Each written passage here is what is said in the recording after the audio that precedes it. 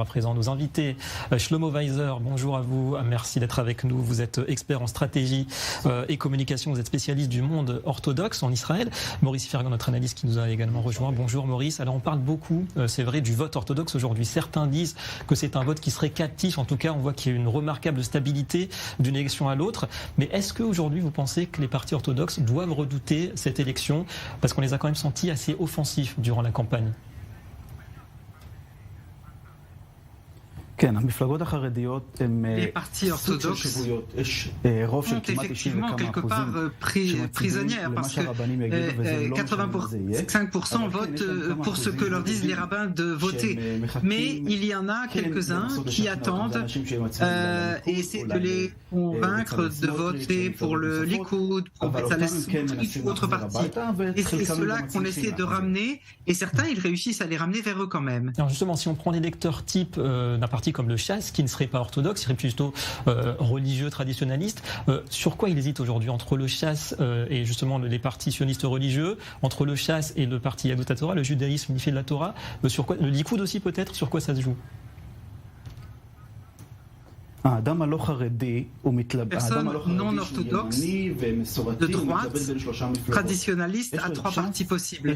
La chasse, le Likoud et le sionisme religieux de Betzalel Smotrich. Généralement, c'est ce qui est le plus près de la tradition et de ses représentants dans sa ville, par exemple. Le plus à droite, extrémiste possible, comme Smotrich, ou Itamar Ben-Gvir, mais le public orthodoxe de Bnei Brak, de Jérusalem, etc., ils vont voter massivement, 90% qui votent pour les partis orthodoxes ou Chasse ou le judaïsme de la Torah. Les données que je reçois, Agudat Israël vient de publier il y a un instant des données où des communautés de Chassidim à Bnei Brak, dans tout le pays aussi, il y a plus de 70% de participation pour l'instant. Alors si on remonte quand même dans le passé, on se souvient dans les années 1990, peut-être début des années 2000, un parti comme le Chasse parvenait à peut-être élargir son public, il était à 10, 15 mandats parfois. Comment est-ce que vous expliquez qu'aujourd'hui, peut-être il y a une partie de l'électorat potentiel du Chasse qui s'est éloignée du Chasse au profit du Likoud, justement, peut-être? Dans le passé, une des raisons qu'on a quitté Chasse, c'est le rabbin Ovadia Yosef qui a amené avec lui beaucoup de publics traditionnels ou à peine traditionnalistes et les a amenés à voter Chasse quand même. Et Aryeh Deri en 99, quand il est entré en prison et a réussi à tirer 17 mandats, ça ne reviendra pas. Donc c'est compliqué effectivement de revenir à ces scores-là. Maurice Fergan, on sait qu'il y a ce soutien qui est affiché d'ailleurs par les partis orthodoxes pour Binyamin Netanyahu, en tout cas pour le choix du Premier ministre. Est-ce que ça pourrait changer ça si d'aventure, comme on le disait avec Mathias, le score de ce soir pour le Likoud ne lui permettait pas de former une coalition? Non, ça ne changera pas. Dans un premier temps, il me semble évident que les chefs des partis orthodoxes vont proposer au président d'État Isaac Herzog de confier la constitution du gouvernement à Benjamin Netanyahu, et ce, quel que soit le résultat. De toute manière, a priori, ils n'ont pas encore changé de position. Ils attendent de voir quelles vont être les différentes hypothèses et surtout les résultats définitifs pour prendre pour arrêter une position définitive. Mais il me semble que de ce que j'entends dans le milieu ultra-orthodoxe, ou du moins dans les partis ultra-orthodoxes, c'est pas tout à fait pareil. Pour le moment, ils disent nous sommes derrière le Likoud et nous formons un bloc de droite assez serré, et ils ont un argumentaire qui est assez intéressant, que ce soit Cornflog ou que ce soit Gafni ou que ce soit Chasse, tous ces leaders politiques orthodoxes disent nous sommes dans le bloc de droite pas parce que nous aimons Benjamin Netanyahu, nous sommes dans le bloc de droite parce que c'est là que se trouve l'électorat traditionnaliste.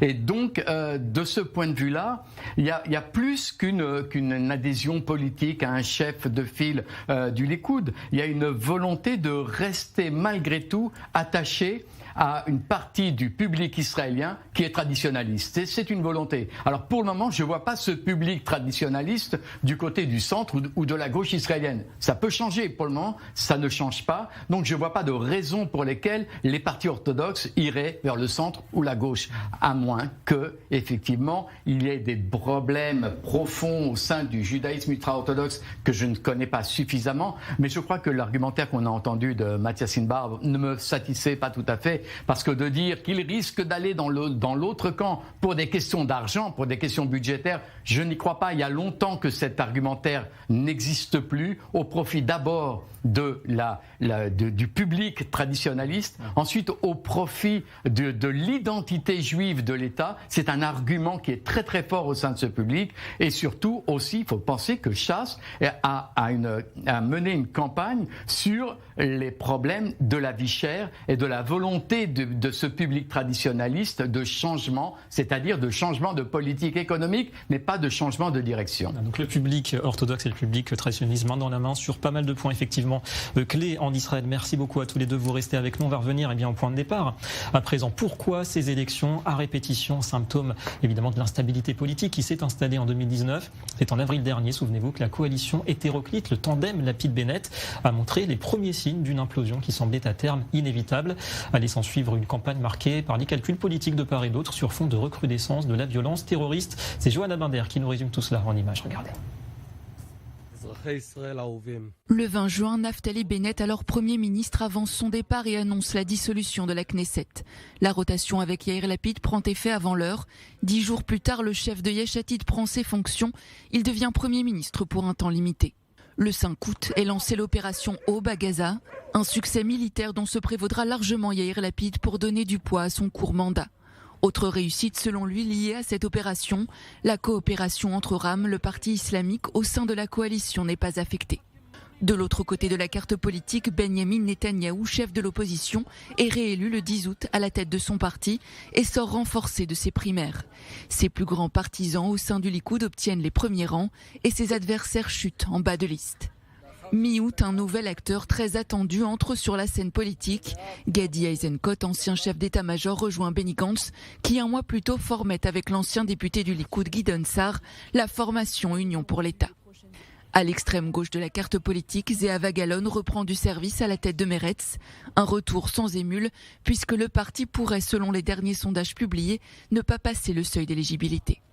À l'extrême droite, une alliance bouleverse le jeu politique, celle d'Itamar Ben-Gvir et de Bezalel Smotrich, unis sous la bannière du sionisme religieux. Un mariage forcé réussi, puisqu'avec leur liste, ils deviennent, d'après les enquêtes d'opinion, la troisième force politique en nombre de mandats.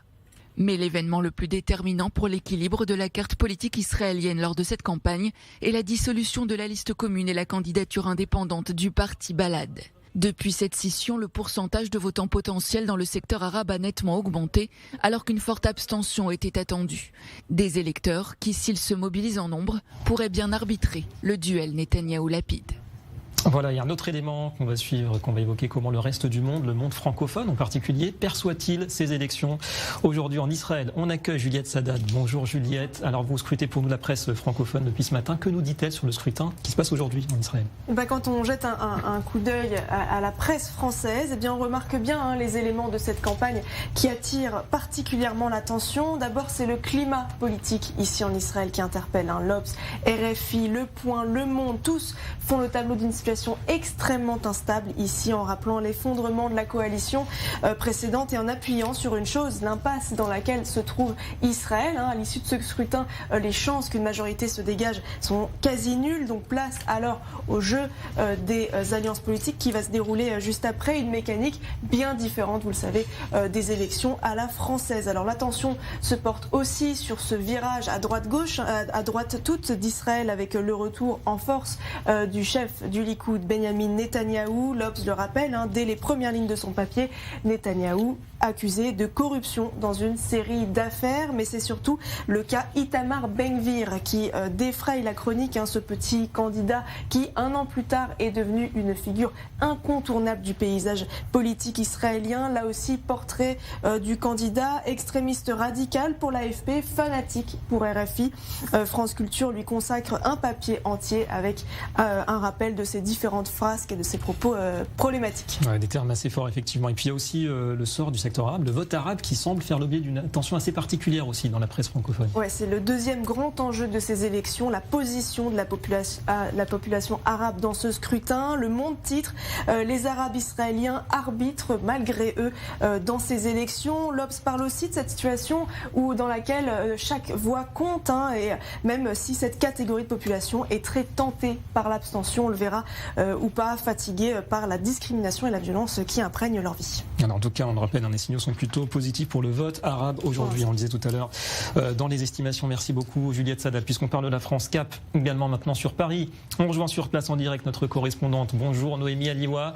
Alors Noémie, pour les Israéliens en France, les expatriés, certes une petite communauté, quelles sont leurs préoccupations? Il y a ceux qui resteront sur place et donc qui ne voteront pas aujourd'hui puisqu'on ne peut voter uniquement en Israël. Et puis il y a les autres qui font le voyage justement en Israël pour aller voter.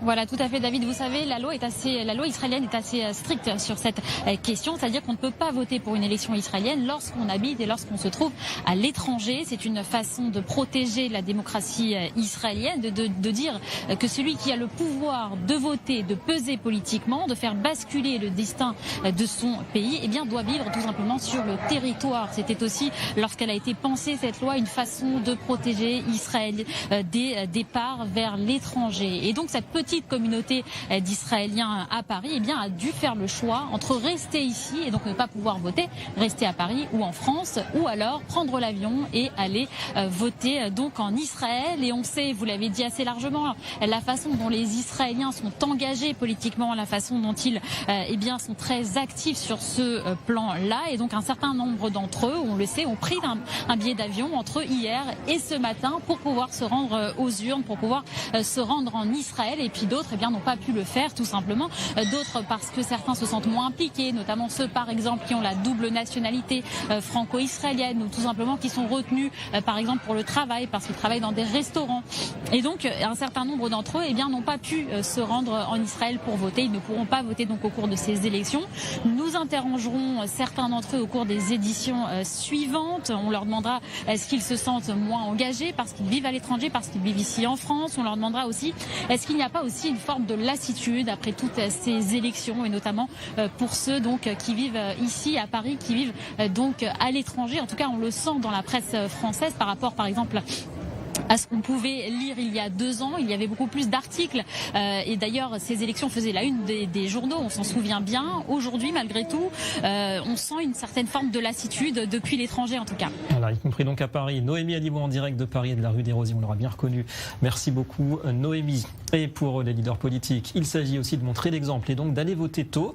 C'est ainsi qu'on a pu voir Yair Lapid ou Binyamin Netanyahou remplir leur devoir de citoyen ce matin. Tout cela devant les caméras, évidemment. Tour d'horizon avec Déborah Benaïm. Premier leader politique à déposer son bulletin dans l'urne dès 8h du matin à Tel Aviv, l'actuel Premier ministre et chef du parti Yesh Atid. Son mot d'ordre, encourager les Israéliens à accomplir leur devoir civique. Allez voter aujourd'hui pour le futur de nos enfants, pour le futur de notre pays. Votez bien. Plus tard dans la matinée, son principal opposant a lui voté à Jérusalem. Comme je vous l'ai dit, je suis un peu anxieux, mais avec l'aide de Dieu et des gens qui nous ont écoutés, nous pourrons terminer la journée sourire aux lèvres. Cela dépendra évidemment des votants. Je ne suis jamais satisfait. Je le serai peut-être à la fin de la journée. À 25 km de Tel Aviv, c'est le ministre de la Défense et chef de la liste de l'Union pour l'État qui s'est prononcé. Il appelle à l'unité de la nation. J'espère que ces élections se dérouleront de manière tranquille et respectueuse. Nous pouvons unir l'État d'Israël, nous pouvons assurer la stabilité de l'État d'Israël et nous pouvons assurer la sécurité de l'État d'Israël et le respect de tous. Autre candidat scruté de près, le leader du sionisme religieux Itamar Ben-Gvir qui a voté le sourire aux lèvres dans son fief de Kiryat Arba. Ici, avec un seul bulletin de vote, on espère que Netanyahou deviendra Premier ministre. Un gouvernement de droite sera formé sans Benny Gantz et nous pourrons nous occuper des soldats, de la police, des citoyens et de l'État d'Israël. Avec un seul bulletin de vote, nous aurons Netanyahou comme Premier ministre et un gouvernement entièrement de droite. Le numéro 2 de la liste, Bezalel Smotrich, est allé voter accompagné de ses jeunes enfants. Quant au président israélien Yitzhak Herzog, il a rappelé l'importance du vote pour la démocratie. Israël est une vraie démocratie. Des millions d'électeurs sortiront aujourd'hui pour voter et décider de l'avenir et de l'orientation de notre nation. C'est une démocratie florissante avec une multitude de voix. Nous devons toujours respecter cet énorme droit car il y a tant de nations et des milliards d'êtres humains qui malheureusement ne jouissent pas de ce droit. Enfin, Mansour Abbas, chef du parti islamiste Raham et membre de l'actuelle coalition, est également allé voter dans le village de Magar, dans le nord du pays. Voilà donc pour ce petit tour du pays et tour des partis. On retrouve nos invités en plateau. Shlomo Weiser, rebonjour, je rappelle que vous êtes expert en stratégie et communication et spécialiste du monde orthodoxe. Maurice Fergan, notre analyse politique. On va remonter, si vous voulez bien, 9 ans en arrière, 2013. Shlomo Weiser, Binyamin Netanyahou, finalement, après les élections, décide de s'allier plutôt avec Yair Lapid et avec Naftali Bennett, plutôt qu'avec les partis orthodoxes. Il y a une sorte de fracture, en tout cas, on craint qu'il y ait une rupture entre les deux camps. Finalement, tout ça s'est oublié aujourd'hui. On a pardonné à Binyamin Netanyahou du côté des leaders orthodoxes. On sait que du côté du public, on a pardonné, mais peut-être aussi du côté des leaders. Les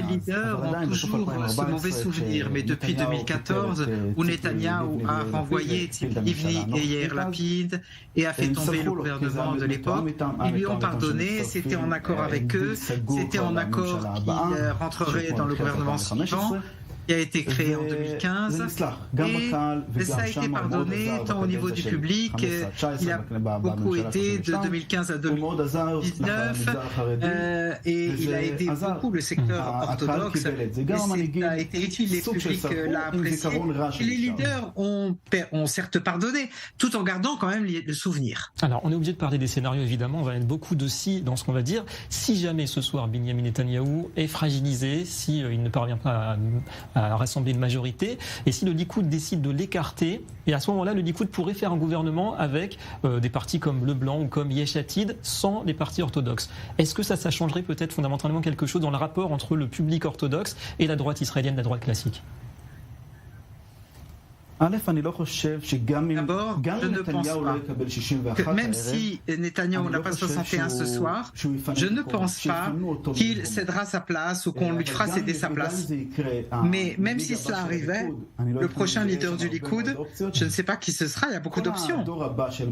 Toute la prochaine génération des dirigeants du Likoud sont très proches des orthodoxes et je pense qu'ils continueront à faire affaire avec eux à l'avenir. Front des villes, par exemple, Guidon Sar dit qu'il n'a aucun problème à siéger avec le Likoud et les orthodoxes. Si Netanyahou n'y est plus, c'est la meilleure option pour nous si Netanyahou n'est pas là. Ses représentants, le Likoud, les Haredim, les ultra-orthodoxes, ça pourrait être un parfait gouvernement. Donc c'est ça qu'on va retenir. Avec ou sans Netanyahou, le public orthodoxe restera main dans la main avec la droite israélienne. Merci beaucoup à vous, Shlomo Weiser, d'être venu sur ce plateau aujourd'hui. Merci également à Maurice Fergan et Juliette Sadat. On rejoint maintenant Ava